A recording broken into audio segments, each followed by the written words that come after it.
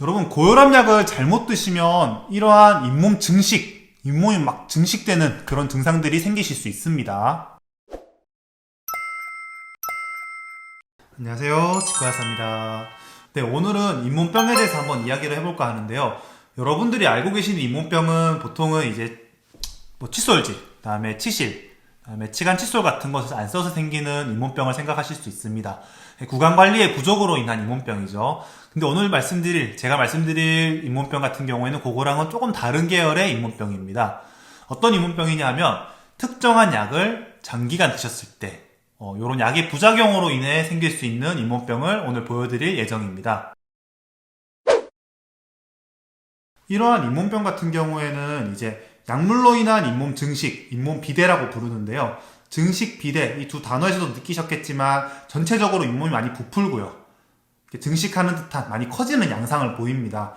여러분들이 이제 구강 위생 관리에 실패하셔서 생기는 잇몸병이랑은 많이 다른 형태를 보인다는 것을 사진으로도 아실 수 있을 거예요. 훨씬 더 밑에 그림이 더 안 좋아 보이죠. 전체적으로 부풀어 보이고. 이러한 증상이 왜 생기는지, 어떠한 약 때문에 생기는지 오늘 한번 알아보겠습니다. 결론부터 말씀드리면 혈압약이 있고요. 두 번째로는 면역 억제제라는 약이 있고, 세 번째는 이제 경련을 막아주는 약이 있습니다. 이 세 가지 약에 대해서 오늘 한번 알아보겠습니다. 먼저 경련약인데요. 경련약 중에 페니토인이라는 성분을 가진 약이 잇몸을 증식시킨다고 합니다. 유병률이 50%가 넘어요. 꽤나 높은 확률로 이런 부작용을 가지고 있는데, 근데 이제 경련 때문에 약을 드시는 분들 같은 경우에 페니토인 성분의 약을 드시는 분이 많지는 않습니다. 저는 잘 못 봤어요. 그렇기 때문에 크게 걱정하실 부분은 아닌 것 같고, 이러한 약이 높은 유병률로 잇몸을 증식시킨다 정도만 알고 계시면 될 것 같아요. 네, 두 번째로 말씀드릴 거는 면역 억제제 중에 하나인 사이클로스포린이라는 성분을 가진 약들인데요. 상품명으로는 보통은 이제 임프란타, 사이포렌 이렇게 종류가 여러 가지 있고요. 이 약은 왜 드시냐 하면 골수이식이나 신장이식을 하시는 분들 중에서 이제 이식하시기 전부터 이식을 받고 나서 몇 개월 동안 약을 드십니다. 보통은 신장이식보다는 골수이식 하신 경우 약을 더 오랜 기간 드시기도 하고요. 그렇기 때문에 이 약을 장기간 드시다 보면 잇몸이 부풀거나 아니면 잇몸이 증식하는 듯한 양상을 보일 수 있기 때문에 그럴 때는 이 약 때문에 그렇다는 거 이해를 해주시면 될 것 같고요.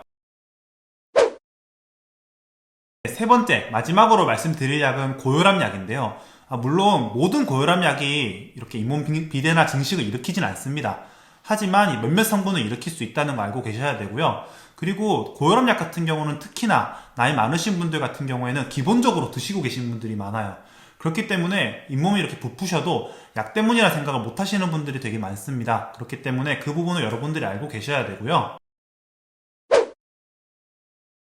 고혈압 약 중에서 니페디핀이라는 성분이 높은 유병률로 이제 잇몸 증식을 일으킬 수 있다고도 하는데요. 사실 그 잇몸 증식을 일으키는 기전이나 원인은 밝혀져 있지 않습니다.